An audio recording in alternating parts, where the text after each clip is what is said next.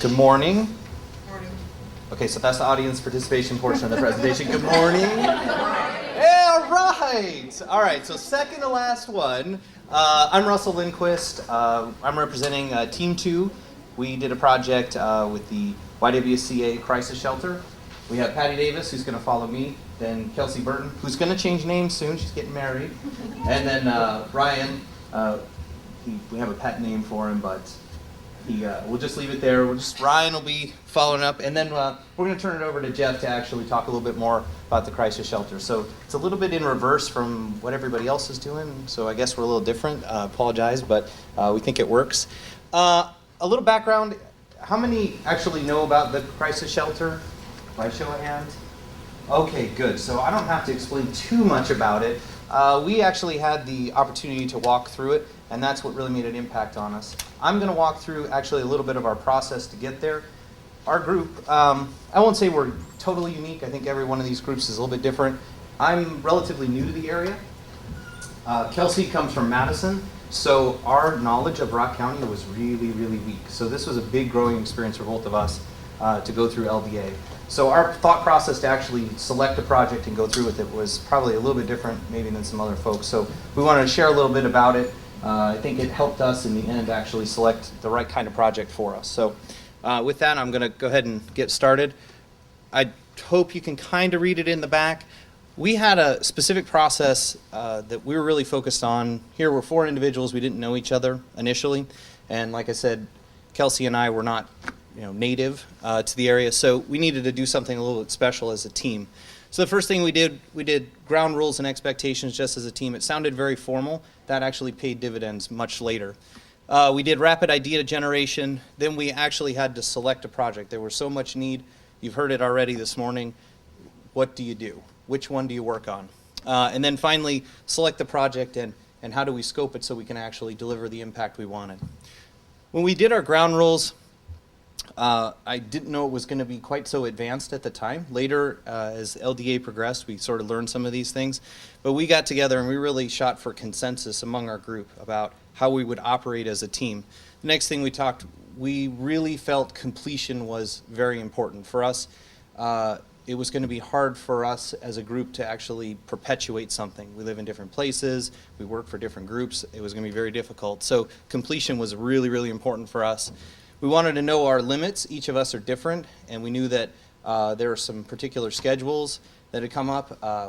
I'm a new father. Kelsey's getting married, so we knew schedule down the road was going to be complicated. And then we made a simple charter, which is sort of an agreement between all of us to say, this is what we want, this is what we're going to go do. When we wanted to now say, great, after we got sort of vetted that, how do we find the need? Where are we going to get all this information? The bus trip was incredible. So there was one in Janesville and one in Beloit. We wanted to catch both of them and put it in our idea generation, but we could only do the Janesville one, as it turned out, for timing's sake. We used our charter for that trip. Specifically, we were looking for very, very important project that we knew we could complete. So completion was a big deal. So in there, I handed out sticky notes, little pads of Post-it notes, and said, if you see anything, any idea that comes to you, write it down. And then we collected them at the end. Very rapidly after, we sorted it, all those stickies into something I'll show in the next slide, so we could select sort of our high probable projects. And it wasn't any one, there were lots of them. And it was sort of I won't say negotiation. A discussion is probably more appropriate. There was no arm wrestling involved. It turned out to be very amenable for everybody. And then we actually had to iterate a few times. Some of the ideas that we tried and explored didn't pan out for various reasons. Either the need was not really what we thought it was, the idea really wasn't something we could implement, we didn't have the skills. So we had to kind of move some things around. We recognized that this was extremely time intensive. So there was a long delay for us, but we wanted to be sure that when we selected it, we could go. And so from there, actually, it got much easier. Once we had iterated enough and said, this is the project we're going to do, we met with Jeff a few times and said, this is what we're going to do. So that really helped us out. And then when we actually whittled it down, those meetings with Jeff and then with the final walkthrough said, okay, what could we do?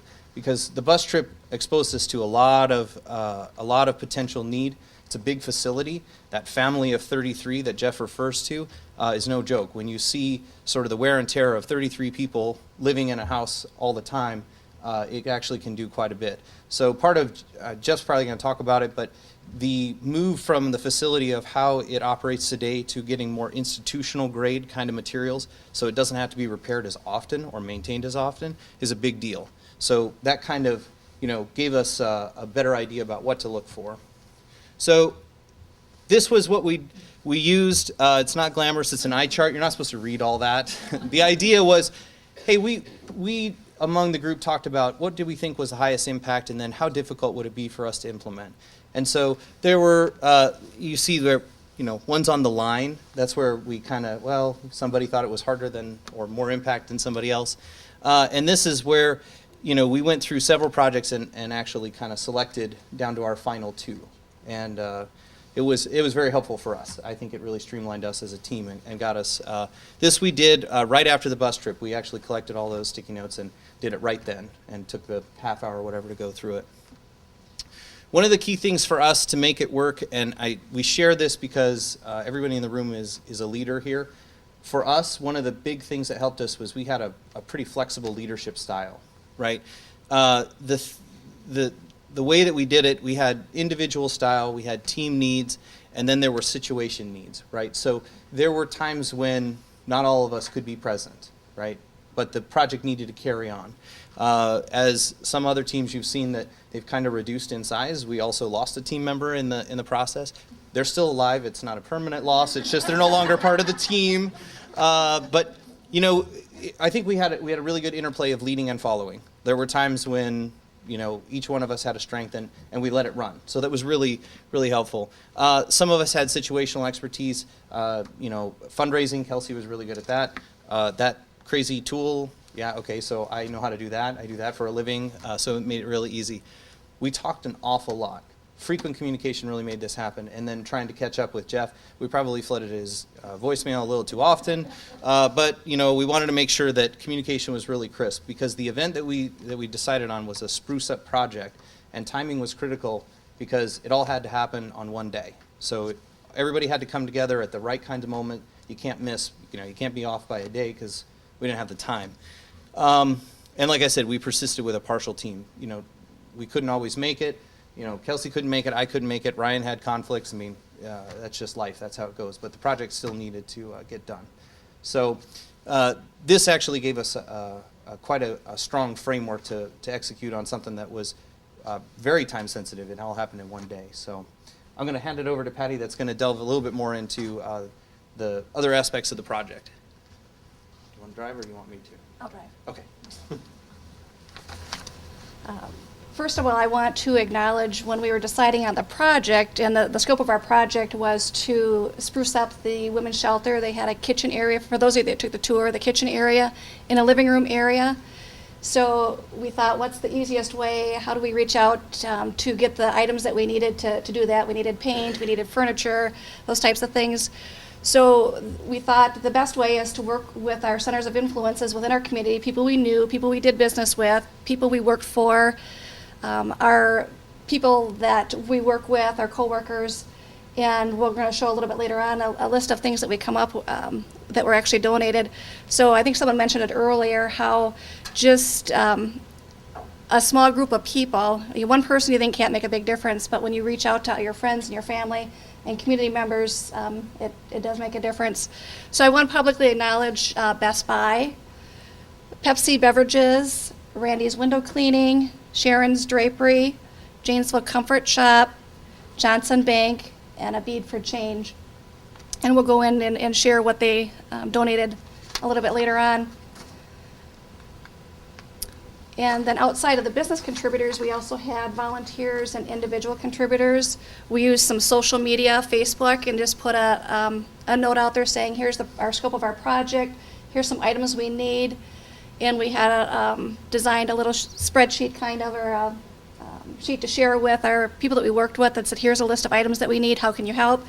And so I just want to, I won't go through all the lists of names, but these are individual contributors as well as volunteers the day of our project. Kelsey's next.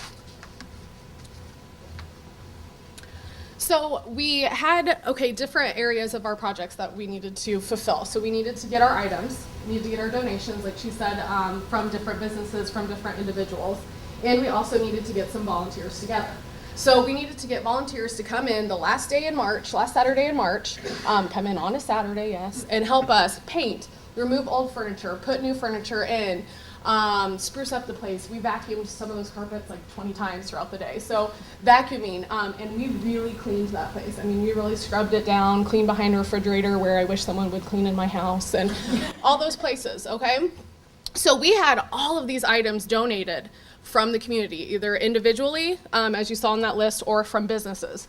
Some big ones, we had a brand new sofa, 3 love seats, 2 of which we used in the shelter, and one that we used, I always forget it, what's the flats? Jeffrey's Flats, which is another place that the YWCA has that it's kind of like a transitional place, right, Jeff, that helps people that are leaving the shelter kind of get out on their own, start making those first steps of living a different, new kind of life. We had beautiful curtains donated that were handmade from Sharon's Drapery, just really high grade, nice quality curtains. We had a new kitchen table, chairs, dishwasher, which we didn't get to see because it was put in the week after, but I'm sure it's gorgeous. We had pots and pans. I mean, you can just see this list. It goes on and on and on. Dressers, area rugs, food pantry. As I said, a lot of these were donated from businesses and a lot of individuals. And Patty said Facebook. I was amazed. She put out that thing on Facebook and started emailing us. I've got a love seat. I've got this. I've got that. So it really, that social networking ended up being a huge tool for us. So besides these items we also had a bunch of these items, which I think Johnson Bank did a lot of these donations, but making sure that we had everything to clean some supplies that they needed at the shelter as well. And like I said, everything was either used in the shelter or at Jeffrey's Flat if it didn't work out. So here are the fun pictures. So this was kind of before, and for those of you who have gone through, so all the LDA students who have gone through the tour, you probably remember this a little bit. The pictures are kind of hard to see, but you can see here the curtains, some of them, are tied in knots or starting to fall. The couch definitely had a lot of wear and tear, and like we were saying, having 33 people in this shelter being moved in and out constantly, lots of kids jumping around, it gets pretty, pretty used. This was the dining area as well. They had this old picnic table that they had used that they had covered up with a plastic tablecloth to kind of cover up all the slits and things like that they had in there that was actually making it a little unsanitary. And here's the after. So here is what we had done. We had painted the walls, which again, it's kind of difficult to see. It was a light tan color. This was one of the new love seats and sofa. We had rugs, the new curtains, a plant, make it a little more fun. And then here is the new dining table. Did I skip one? No. Okay. Here's the new dining table that we had as well. Patty brought some flowers too, and we had written a note on the flowers that said, "Welcome to your new home." Here's the other angle. We had some paintings donated, lamps, decorations. This is the other love seat. We had the chair and couch as well. And then this is the other side of the dining area as well. So we had a new pantry for them, which I think was really big because when we first went there was just kind of food everywhere. They didn't have any central location for families that maybe had their own cereal or own food needs that they wanted to kind of have one central place that they could put them. And now I'm done talking. Thank you. So I'm going to talk a little bit about some lessons we learned. A lot of what I wanted to talk about has kind of already been touched, but that's all right. Stealing my thunder. But Russell touched on, how we came up with our team expectations and some of our roles. And, to elaborate on kind of what was already been said, we created that groundwork for our team. And then as we put together for our ideas of what our project should be, it was like emails started flying left and right. And it was pretty amazing how everything really started to come together. And we worked really well together as a team. And I'll elaborate on that a little bit more in the next question here. So, how did we manage working with so many different leadership styles? Because we all know our groups were put together as different personalities, different leadership styles. I think we did a really good job. our group worked very well. Each person had their specific expertise per se. We also mentioned that we determined that his talent was project management. Kelsey's was really a lot of her talent was in fundraising. Patty, a lot of her administrative skills. Myself with some of my hands-on skills, problem solving, so on. So as we put all that together, it's amazing how our project really bloomed and expanded. So what would we do differently than what what did we learn? Kind of learned to look for volunteers a little sooner. A lot of people like to say or said yes and kind of backed out at the last minute.